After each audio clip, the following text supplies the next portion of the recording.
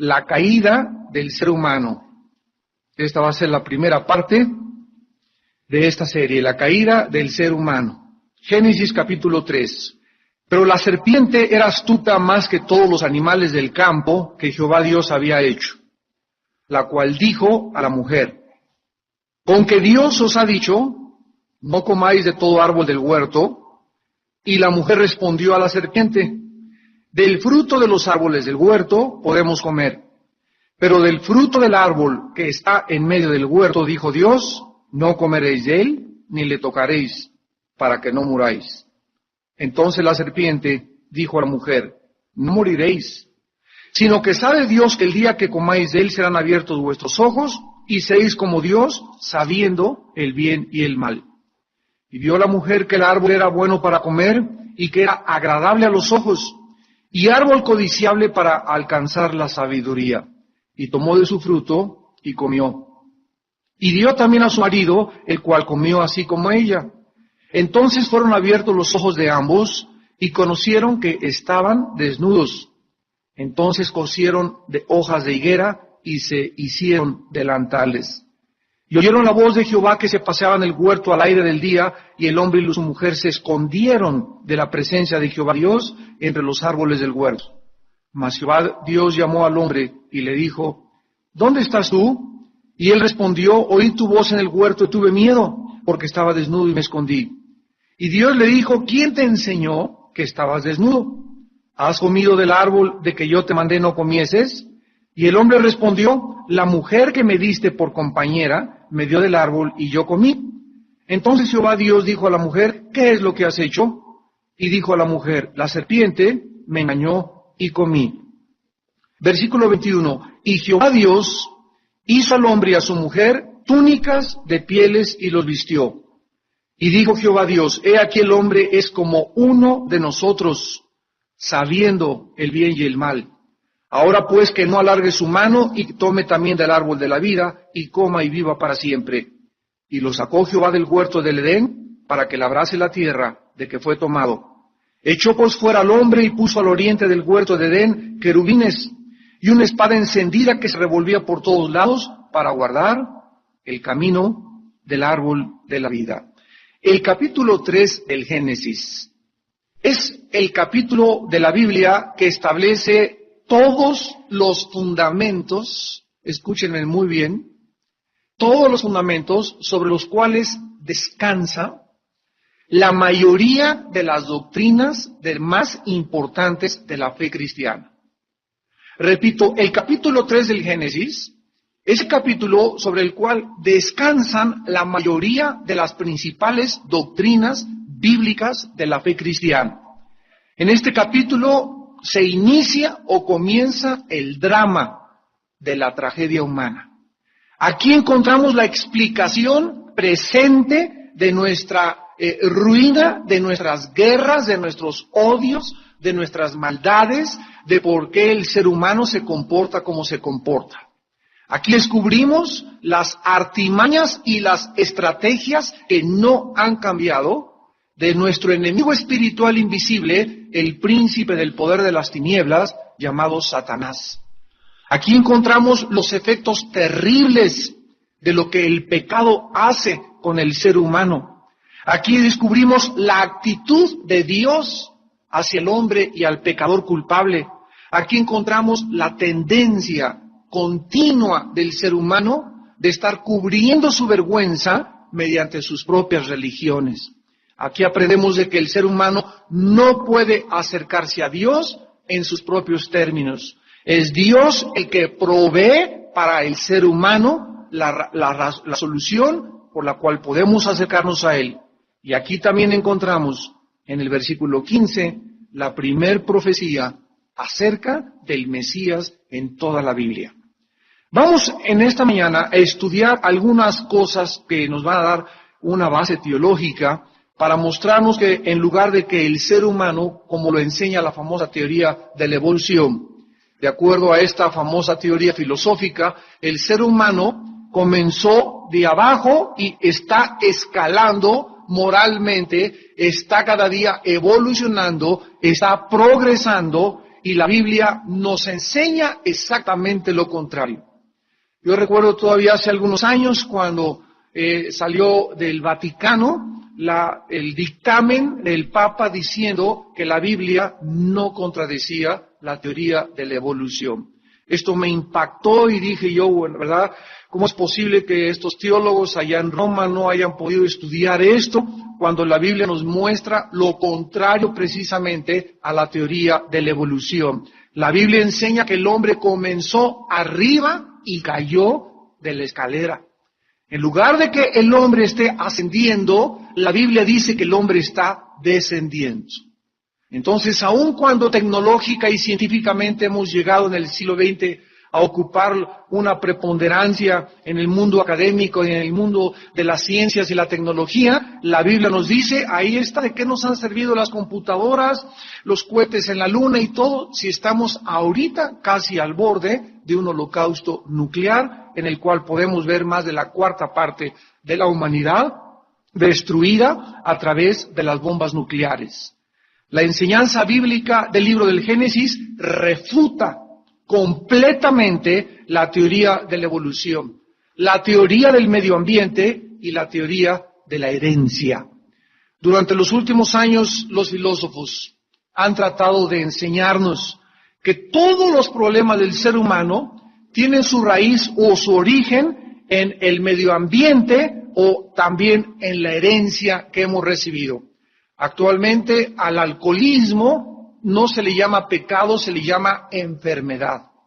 A otros problemas que manifiestan conducta normal del ser humano se clasifican como, pues esa persona sufre delirios de paranoia porque se siente perseguido. La otra persona, como tiene 3 o 4 personalidades, es una enfermedad mental que se llama esquizofrenia. La otra persona, como tiene problemas de manías continuas, se le clasifica como maníaco depresivo. Entonces, la psicología, que es una pseudociencia, ha tratado de clasificar las anormalidades de la conducta del ser humano y las ha colocado en el área de las enfermedades. Sin embargo, esto no es así lo que la Biblia nos enseña. Estos falsos conceptos son solamente intentos para negar que el ser humano es una criatura caída a los ojos de Dios y extremadamente perversa de corazón. Miren ustedes lo que dice Isaías 64, versículo 6. Si bien todos nosotros somos como suciedad, todos nosotros somos como suciedad. ¿A quién le gusta este epíteto? ¿A quién le gusta esta clasificación? ¿A quién le gusta este adjetivo? Inmediatamente los seres humanos reaccionamos. ¿Cómo que somos como suciedad? Si el ser humano es originalmente bueno, somos bondadosos, pero la Biblia nos muestra lo contrario, repito, siempre el pensamiento humano es opuesto al pensamiento bíblico, demostrándonos con esto que la Biblia tiene la razón, porque los pensamientos de Dios no son nuestros pensamientos, y en la forma en la que razonamos y en la forma en la que llegamos a nuestras conclusiones, nos demuestran que siempre son equivocadas y opuestas a las formas que Dios piensa. Esto nos muestra que la Biblia no pudo ser un invento de los seres humanos. Porque por naturaleza, repito, la tendencia humana es de que el hombre es originalmente bueno y bondadoso. La Biblia nos dice que somos como la suciedad. Pero no se queda ahí la Biblia, continúa diciendo, y nuestras justicias. O sea, las cosas buenas que tú crees que haces, ay, pues hace 2 años le hice un asilo a unos ancianos, ahí pues a los ojos del mundo, ¿verdad? Alabado sea, el Señor es una persona buena. Pues Arafat, el terrorista más grande de los últimos 25 años, le dieron el Premio Nobel de la Paz. En Cuba se alaba a Castro, el pueblo iraquí alaba a Hussein, el pueblo en Corea del Norte alaba a Jong-un. Los seres humanos estamos engañados. Este hombre en Corea del Norte ahorita acaba de decirle al mundo, ¿saben una cosa? Yo no me voy a desarmar, háganle como quieran. Y el pueblo completamente lo está levantando y lo está alabando. Una de las excepciones más grandes que tenemos ahorita es Venezuela. donde el 80% de la población se levanta contra este dictador que trae la escuela de Hussein y de Castro y de todos aquellos que quieren a través del poder y la fuerza represiva y el totalitarismo apoderarse de los pueblos. Es una excepción Venezuela. O sea, ¿qué nos habla esto? Que Venezuela todavía tiene una oportunidad delante de Dios y que Dios no ha abandonado a Venezuela, porque el pueblo está reaccionando. Pero cuando vemos que todo el pueblo apoya a los dictadores y que todos sí, arriba Hussein, arriba Castro, arriba Jong-un allá en Corea del Norte, nos damos cuenta que algo está mal con la mayoría de ese país. Y esto nos habla de países abandonados al juicio de Dios. El ser humano se comporta verdaderamente como la Biblia dice que se comporta. Nuestras justicias son como trapos de inmundicia, dice la Biblia.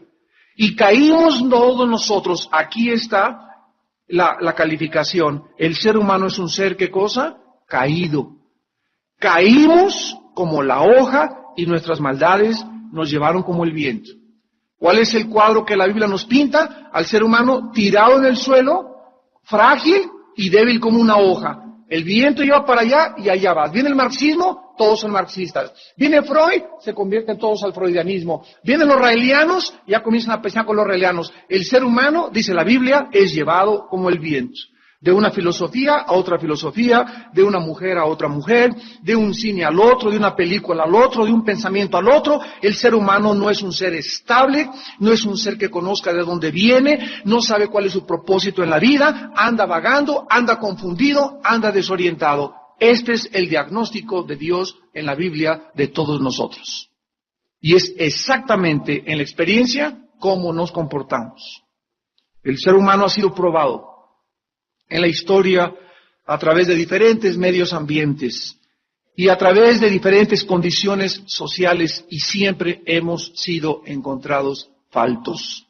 De acuerdo a la Biblia, el problema humano no es externo, el problema humano es interno. Es algo dentro de nosotros que nos está autodestruyendo. Hoy traigo unos artículos acerca de la salud. Otra vez volvemos a poner énfasis en la salud. ¿Por qué tú ves a una persona que prende un cigarro y tiene más de 55 componentes químicos cancerígenos el humo de un cigarro? Cuando tú vayas en algún lado, no permitas que el humo del cigarro tú lo respires y menos los bebés. Eso es lo más dañino que pueda existir. ¿Por qué la persona lo hace cuando sabe que afecta? Vamos de entrada, sus encías, sus dientes se le van a poner como dientes de mazorca, se le van a poner la lengua, el esófago, la laringe, la tráquea, los pulmones, el alquitrán que se quede impregnado en los pulmones, muela todo el sistema cardiovascular. 1 de cada 3 personas se mueren de enfisema pulmonar. ¿Por qué las personas lo hacen? Ustedes, ¿por qué le ponen a los cigarros este producto ya es cancerígeno y la gente lo sigue haciendo? ¿Qué nos demuestra esto? Que somos autodestructivos. Que aún sabiendo que eso te hace mal, te lo haces. ¿Por qué? Porque te das cuenta que es más grande el placer de la bocanada del humo que tu propia salud. Somos autodestructivos. Miren lo que dice aquí estos artículos que acaban de salir en la revista Newsweek de hace 2 o 3 días, de enero 20, la revista Newsweek. Dice así, no fue hasta el siglo XX que se comenzó a experimentar y a demostrar los beneficios de las actividades físicas, hasta el siglo pasado, demostrando que cualquier persona que camina a diario media hora, nada más caminar media hora, o correr o comenzar a hacer un jogging como le llaman, en primer lugar, fíjense ustedes todos los beneficios nada más de hacer ejercicio. Te baja el nivel del colesterol, te baja la presión sanguínea, te reduce el riesgo de ataques al corazón, de embolias, de osteoporosis, de diabetes, del cáncer de colon, te fortalece los huesos, las coyunturas, los músculos y te mejora muchísimo la ansiedad y la depresión. Todos estos beneficios, hasta el siglo XX, se descubrieron que hace el ejercicio. Entonces, nada más caminar media hora, todas estas cosas son benéficas para ti. Dice aquí, por ejemplo, este artículo, que la actividad que más calorías quema es correr. Corres y quemas 720 calorías por hora a un paso de 10 minutos por milla. Pero el ejercicio más completo de todos es la natación, quemando 790 calorías por hora con un crawl, ¿verdad?, normal. Ahora, solamente si tú estás sentado en un lugar todo el día en tu oficina, estás sentado en tu bufete, estás sentado en la iglesia, caminas, lo más que caminas es subirte al metro, al camión, y es lo más que le haces. Si tú a eso le agregas lo que comes, sin hacer ejercicio, o sea, esas calorías que nosotros comemos, las debemos de eliminar. Y la única forma de eliminarlas es haciendo ejercicio. Y si no las quemas, se te quedan y se convierten en toxinas. Entonces, ¿qué es lo que pasa? Llegas a los 40, 50 años y estás intoxicado. Y hermano, sáquenme aquí el espíritu que tengo aquí en el retortijón. Y sáquenme el espíritu del intestino. Hermano, libérenme, por favor. Y oren por mi salud. Y sin embargo, Dios te puede dar la salud y tú puedes regresar hoy, después de que Dios te sanó, a seguir comiendo chicharrones y fritangas y quesadillas y atole en la noche y donas y buñuelos. ¿Y de qué te sirve que Dios te sane? Por eso Dios nos sana a todos. Porque Dios nos ha hecho responsables a cada uno de nosotros de nuestra salud. Pero la forma como comemos, la forma como vivimos, sabiendo que nos estamos cada día autodestruyendo, nos demuestra que el diagnóstico de la Biblia es la razón de Dios. Somos autodestructivos por naturaleza. Ahora regresamos a Génesis y vemos en el capítulo 2 del Génesis, antes de entrar a estudiar ese capítulo 3, que en el versículo 17, y esto es importante para comprender el capítulo 3, capítulo 2 de Génesis, versículos 16 y 17, mandó Jehová Dios al hombre diciendo, de todo árbol del huerto podrás comer. Cuando Dios creó a Adán tenía el 100% de sus facultades intelectuales desarrolladas. Adán era el hombre maduro, perfecto, la creación original de Dios. Sin embargo, Adán, a pesar de ser perfecto, tanto físicamente, jamás no había llorado, no había el dolor todavía en el huerto del Edén, no había tristeza, no había razón de dormir, ni siquiera no se menciona que haya dormido Adán antes del pecado, etcétera, etcétera. Adán era la persona que Dios anhela que nosotros seamos después de la creación en Cristo. A pesar de que Adán fue creado con todas estas características, Dios le puso una sola restricción. En otras palabras, Adán no era Dios. Era un ser creado por Dios con la facultad de poder continuar permaneciendo en el estado perfecto en el que él estaba, o escoger en su defecto irse en contraria voluntad a la de su Creador. Si Adán no hubiera tenido esta facultad de decidir algún día, ¿sabes qué? Últimamente no te quiero obedecer. Si Adán no hubiera tenido esa facultad interna, adherida a su alma, de poder tener el libre albedrío de rebelarse contra Dios, Dios hubiera creado un robot. Adán hubiera sido un robot simplemente. Y Dios pudo haber creado millones de seres que Satanás tampoco se rebelara, ni los ángeles. Sin embargo, Dios creó un universo tomando el riesgo de que las criaturas que él creaba pudieran elegir libremente permanecer con él o rebelarse en contra de él. Si no hubiera existido en las criaturas de Dios, tanto en los ángeles como en el ser humano como en los demonios, la capacidad de escoger entre el bien y entre el mal, sería un universo de puros robots, donde Dios fácilmente pudo haber creado al ser humano con una cuerda, ¿verdad? Y donde le amáramos mecánica y automáticamente, pero sin que saliera verdaderamente de nuestra voluntad y de nuestro libre albedrío. Entonces Dios le marcó una limitación, le hizo una demarcación a Adán. Adán, eres líder para hacer todo, pero hay una línea que no puedes cruzar. Si tú cruzas esa línea, cruzarla se llama transgresión, transgredir, ir más allá de lo que te estoy diciendo que no pasas. Tú tienes en la calle un semáforo y se prende la luz amarilla. En el momento que se prende la luz amarilla, te paras para que no te agarre la roja y algún loco se atraviese antes y te pueda chocar. La policía te dice, te pongo el semáforo, no porque te odio, no porque te quiero destruir, la policía nos pone los semáforos para nuestra propia salud y protección física.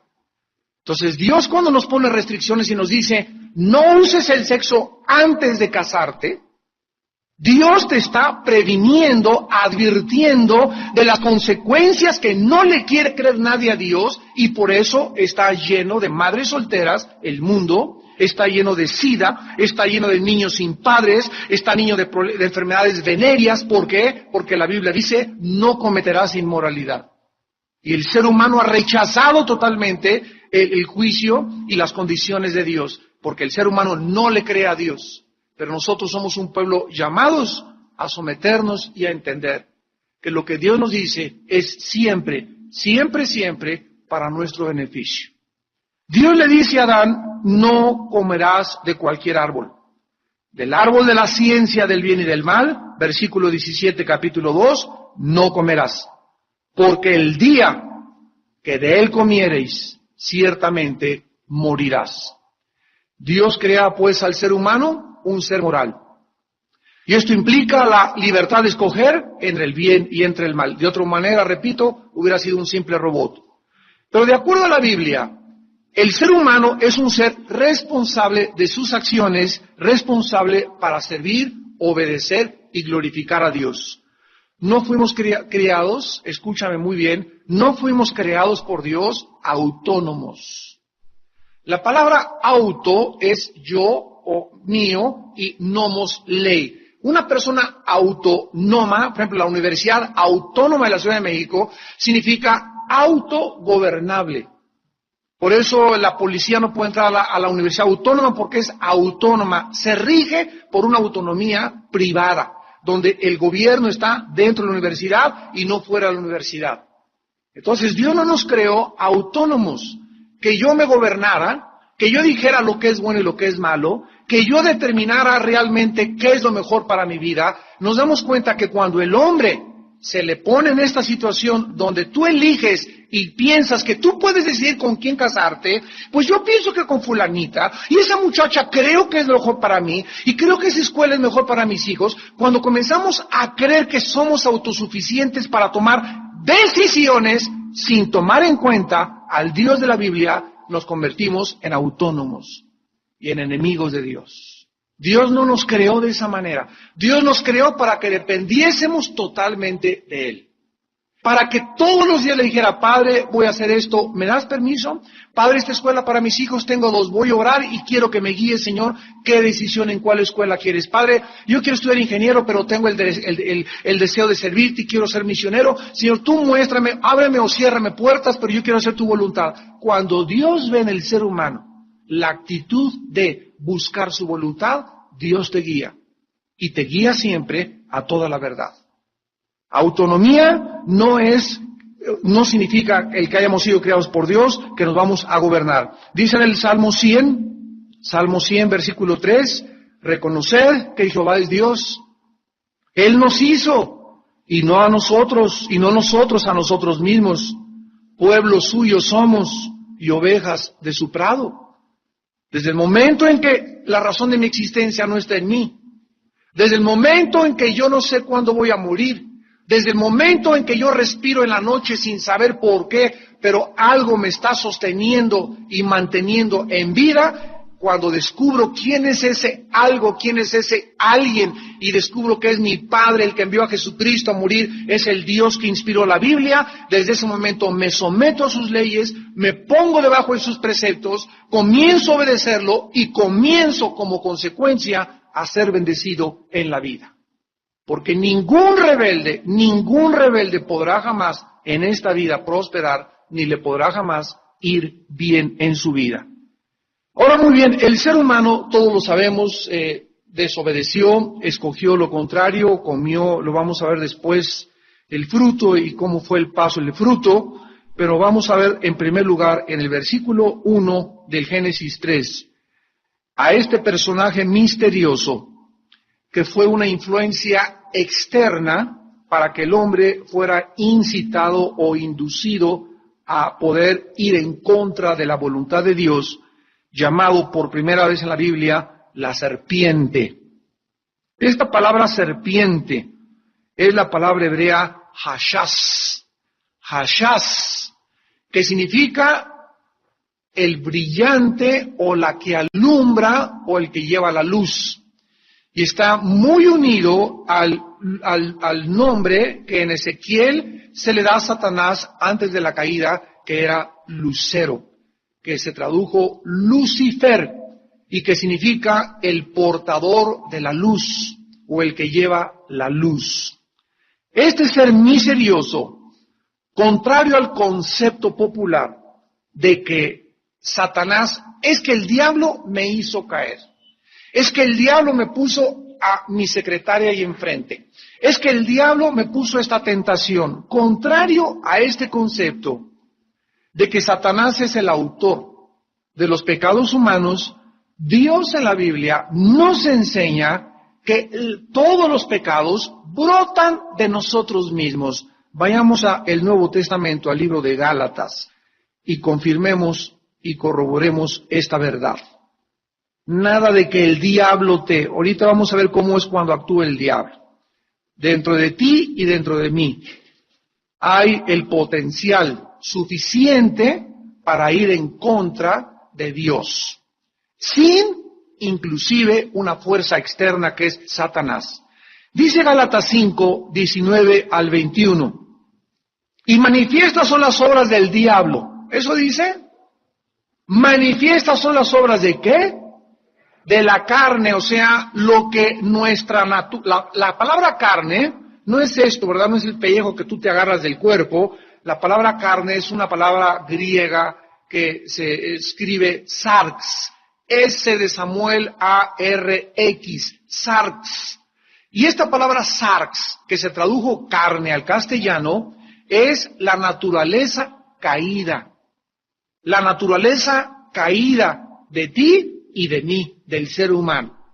Es la parte más baja de la naturaleza caída. Es la naturaleza pecaminosa de nosotros, con la cual nacimos desde Adán hasta nuestros días. Entonces, dentro de mí, estas obras las produce mi naturaleza caída. Y no importa que sea Moisés, que sea David, que sea San Martín de Porres, que sea San Agustín, San Cirindano, Santa Catarina, no importa que sea un papa, todos los seres humanos tenemos dentro de nosotros adulterio, fornicación, inmundicia, lascivia, idolatría, hechicerías, enemistades, pleitos, celos, iras, contiendas, disensiones, herejías, envidias, homicidios, borracheras, orgías y cosas semejantes, acerca de las cuales os amonesto. ¿A quién le está hablando Pablo? A la iglesia de Galacia, a los cristianos. Pablo le está diciendo, cuídense porque dentro de ustedes todas estas cosas existen potencialmente. Y cuando algún cristiano dice, es que ya en mí no puede haber borracheras, en mí yo no puedo cometer adulterio, yo en mí ya no puedo cometer herejías, el que piense está firme. Esto significa, el que crea que esto que está dentro ya está dominado, cuidado, porque es cuando puedes caer. ¿Qué significa esto? Que en el momento en que Dios me dice, Armando, quiero revelarte qué tienes dentro de ti. Y dentro de ti hay todas estas cosas que te estoy diciendo. Diario las tienes que controlar. Porque ahí están dentro de nosotros. ¿Se acuerdan de David? Ahí estaba tranquilo David, ¿verdad? Señor, mi amor, sí te amo, Jesús, mi dulce, y de mañana te buscaré, etcétera, etcétera. Y un día que estaba ocioso, cuando te vas a Iztapa y cuando te vas a Acapulco en vacaciones, ahí estaba sin hacer nada David, y se sube al techo de la casa y ve desde lejos a una mujer guapísima, sin ropa. ¿Y qué dijo Santa María Cachucha en el nombre del Padre? Nada de eso, ¿verdad? Comenzó a relinchar como caballo David. Comenzó a respingar. David, el hombre conforme al corazón de Dios. Y comienza a ser atraído por esa mujer y se le mete tanto en el alma la mujer, que llega a convertirse en una obsesión sexual para él y dice, tiene que ser mía. Y el problema era que él era el rey. Y en esos tiempos, ¿verdad? Son como las personas que ahorita todo lo pueden tener por su poder, influencia y dinero, y no se le podía negar nada. Y cuando él dijo, es mía, no había nadie que le impidiera. Y ahí está, cayó en adulterio, y no solamente eso, después del adulterio cayó en homicidio. ¿Por qué? Porque está dentro de nosotros. Y ninguno de nosotros somos mejor que David, ni mejor que Moisés, ni de los grandes hombres como Abraham tampoco. Ahí estamos dentro, viendo dentro cómo operan las obras de la carne. Todas estas cosas están potencialmente dentro de cada uno de nosotros. Y dice el versículo 21, los amonesto, que los que practican tales cosas no heredarán el reino de Dios. Entonces, todos nosotros podemos caer en cualquiera de estas cosas de la carne. Y puedes de repente ver una mujer y no necesitas, ¿verdad?, irte a la cama con ella, basta que le hayas deseado para que en ese momento hayas pecado de adulterio. Porque Jesús dijo, cualquiera que mire a una mujer y la codicia es adúltero. Deseas a un hombre, eres adúltera. En ese momento el pecado está entre nosotros y lo tenemos que confesar y sacar fuera. Ahora, caíste y ya lo viste y ya no lo evitaste. Ahora, si lo practicas, no entras al cielo. ¿Cuál es la diferencia entre un cristiano y uno no cristiano?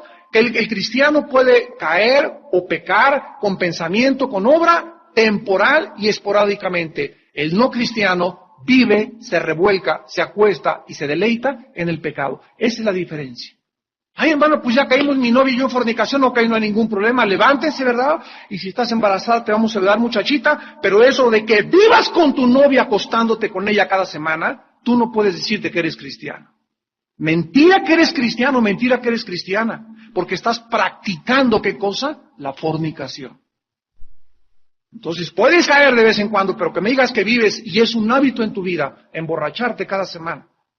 Y cada semana tienes una relación sexual ilícita con alguien. Y estás robando continuamente en tu trabajo. Y estás evadiendo impuestos continuamente. Estás practicando, ¿qué cosa? Algo dentro de ti que se califica una obra de la carne. La Biblia dice, si tú mueres en el momento en que te encuentre Dios en esa práctica, tú no entras al cielo.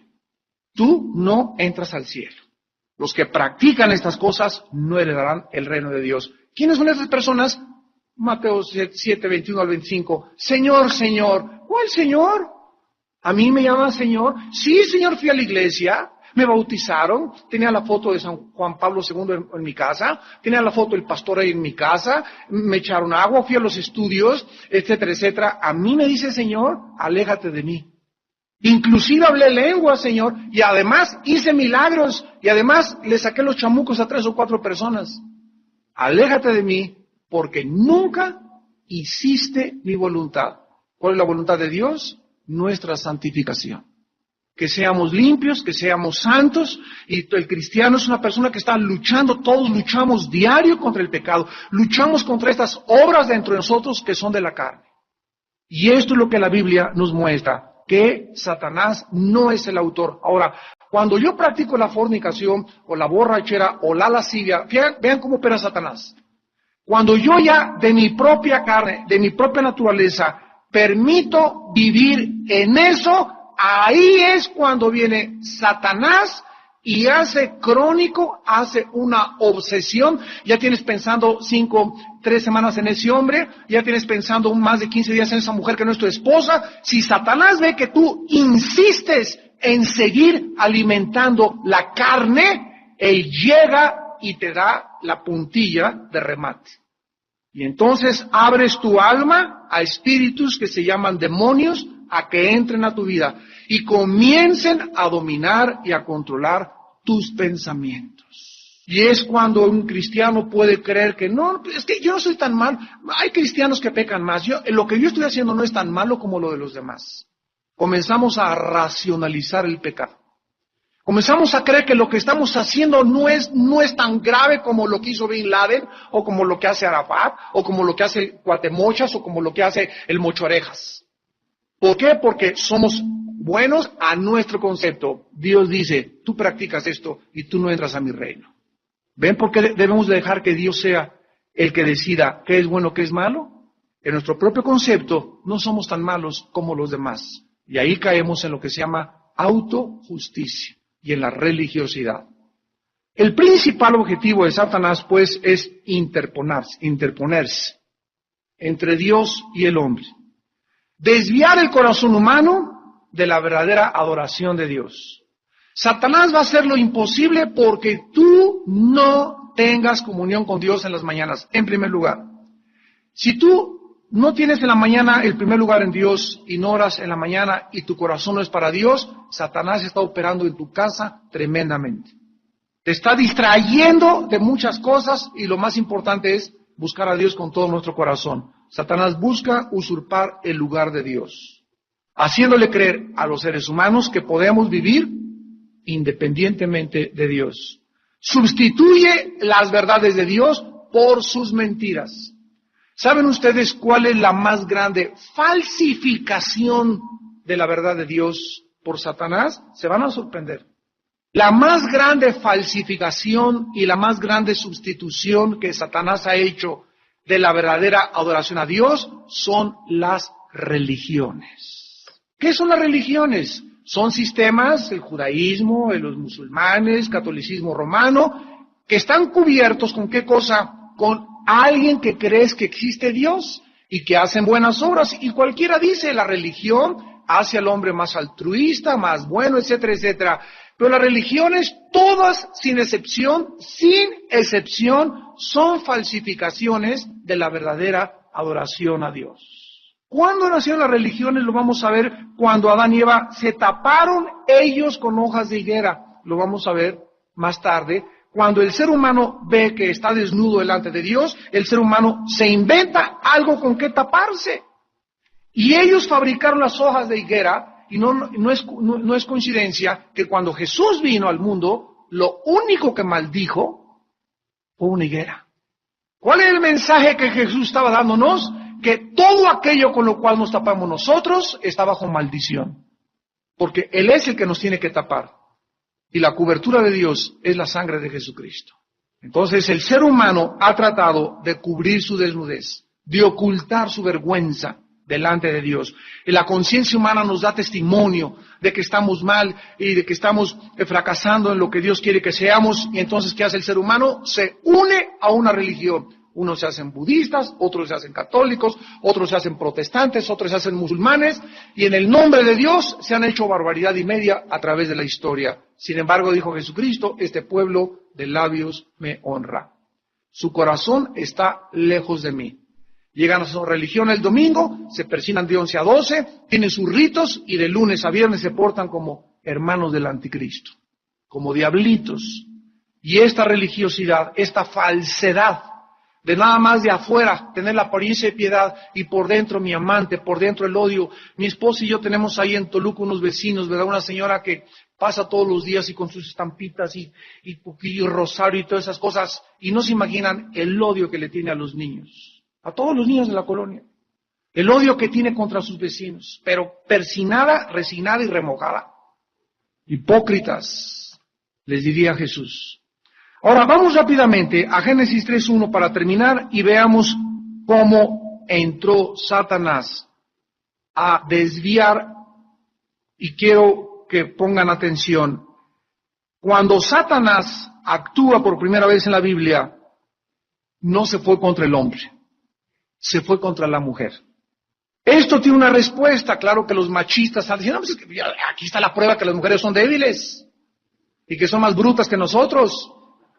Nosotros somos más inteligentes. No, de ninguna manera. Eso es lo que tú piensas y tu concepto al que has llegado a la conclusión. Pero la Biblia nos enseña lo contrario. No es por esta razón. ¿Saben ustedes que cuando Dios le dijo en Génesis 2, 16 y 17 a Adán, de este árbol no comerás, porque el día que de él comieres morirás? ¿Dónde estaba Eva? Síganme con cuidado, aquí vamos a terminar. ¿Dónde estaba Eva cuando Dios le dijo a Adán, de este árbol no comerás? ¿Dónde estaba Eva? ¿Dónde estaba? No había sido creada todavía. Lo vamos a ver más adelante al terminar el capítulo 2 del Génesis, que después ya puso a dormir Dios a Adán, pero antes de que sacara Dios a Eva de la costilla de Adán, Dios a el varón le dio la orden. No se la dio a Eva, se la dio al varón. No comerás de ese árbol. Bueno, entonces después de que Adán recibió el mandato de Dios, salió Eva. Y Adán le comunicó a Eva, fíjate que Dios me dijo que de ese árbol no comiésemos. Entonces Eva no recibió una revelación de Dios. Eva recibió una comunicación de un ser humano. Eva no recibió una revelación directa de Dios, Eva recibió una comunicación del ser humano. Esto nos muestra que cuando nosotros no tenemos una relación directa con Dios, por ejemplo, le dice a tu hijo, mira, mijito, no vayas a la discoteca. ¿Y por qué? Hay un humano le está hablando a tu hijo. Tu hijo, para que no vaya a la discoteca, necesita enchufarse con Dios directamente para que el Espíritu Santo le revele a su corazón por qué no debe ir a la discoteca. Porque cuando ellos escuchan mandatos de los seres humanos, no lo entienden hasta que no actúa el Espíritu Santo en su corazón. Por eso muchos de ustedes vienen aquí a la iglesia y que oyen el domingo, que oyen los martes, que oyen el día de estudio a la iglesia a la que tú vas. Oyes, ¿verdad? Hagas esto, no hagas esto, etcétera, etcétera. Pero todo eso que yo te estoy diciendo, tú lo tienes que oír de Dios. Tú tienes en las mañanas que venir con Dios y estar convencido que estas cosas que estamos predicando son una realidad. Y el que las hace una realidad en tu vida es el Espíritu Santo. Porque no son palabras persuasivas de humana sabiduría, sino que es el espíritu del poder de la palabra de Dios el que tiene que actuar en tu vida para que tú estés convencido que no debes acostarte con tu novio, que no debes casarte con una persona que no sea cristiana, que no debes hacer esto, que no debes hacer aquello. Lo haces porque estás convencido. ¿Quién te dio las convicciones? El Espíritu de Dios.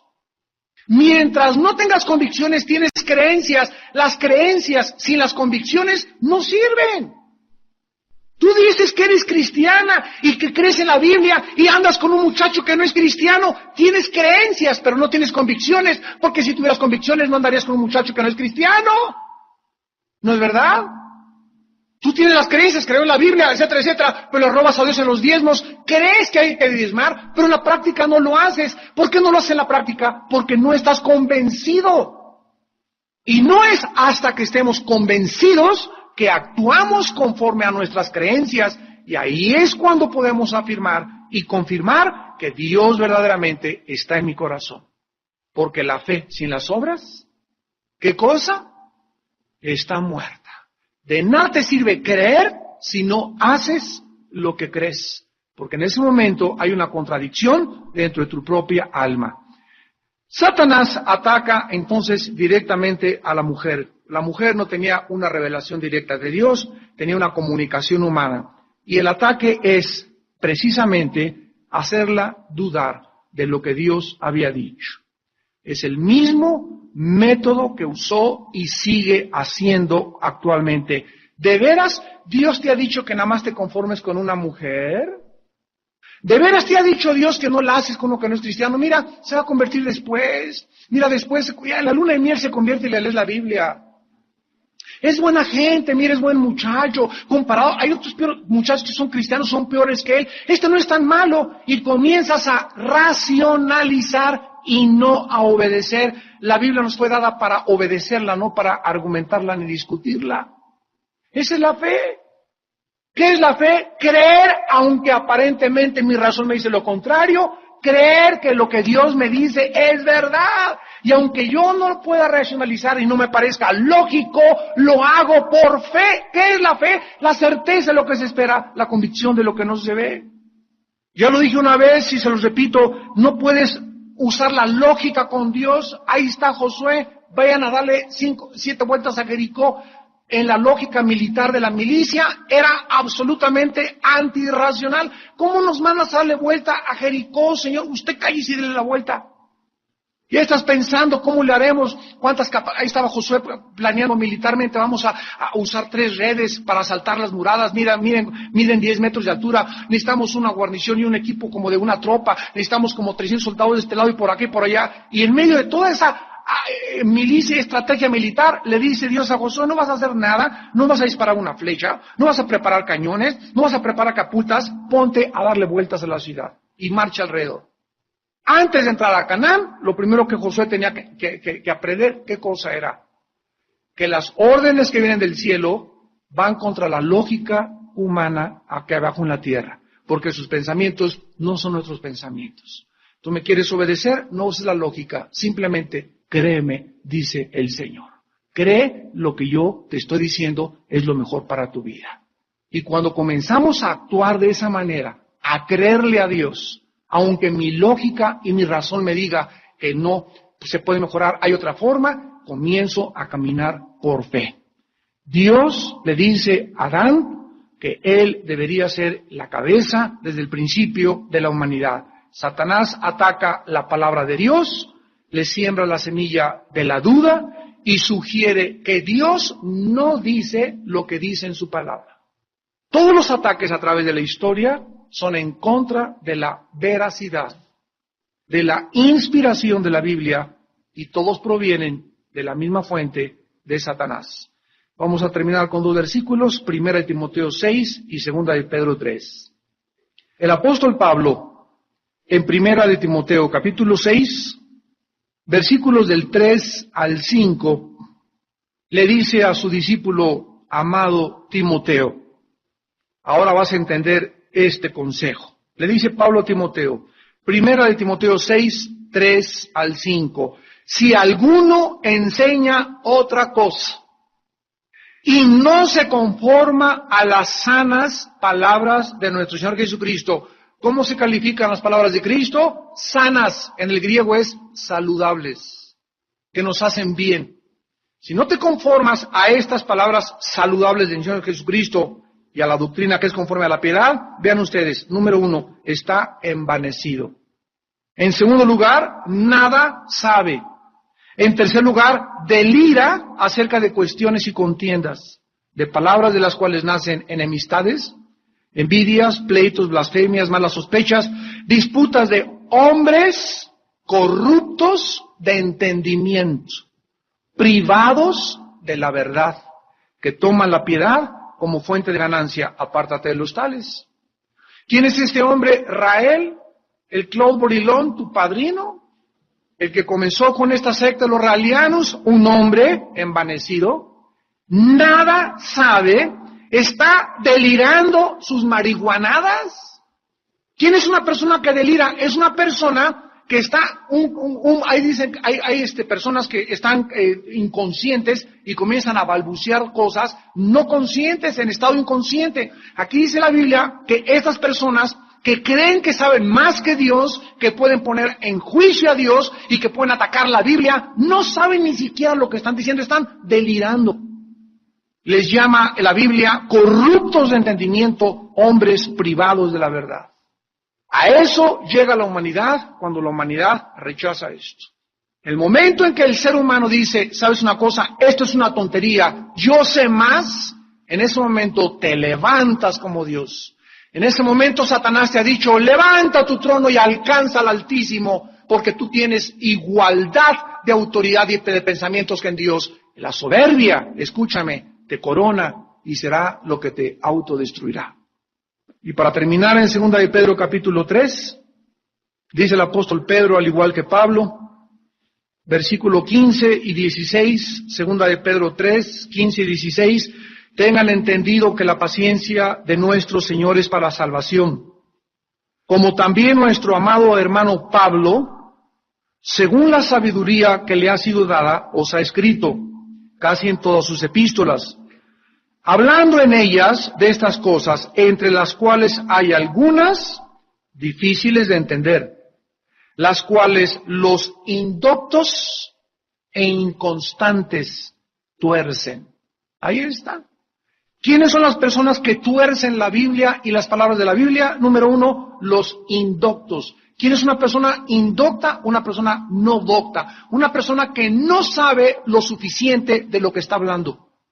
Esa es una persona indocta. Y la segunda calificación es inconstantes. Creen que ya con 2, 3 años de Biblia y con 4 años de estudio bíblico ya se las saben de todas. Y sin embargo te das cuenta cuando estudias la Biblia que 500 años no nos bastarían para seguir aprendiendo lo que Dios nos quiere enseñar. Pero el primer ataque contra la humanidad es desviarnos de este libro. Cuidado, amados santos de Dios. Tenemos en los tiempos de confusión que vivimos y de tinieblas a la palabra profética más segura, a la cual haréis bien en estar atentos como una antorcha que alumbra en lugar oscuro hasta que el día amanezca y el lucero de la mañana salga en nuestros corazones. Oremos.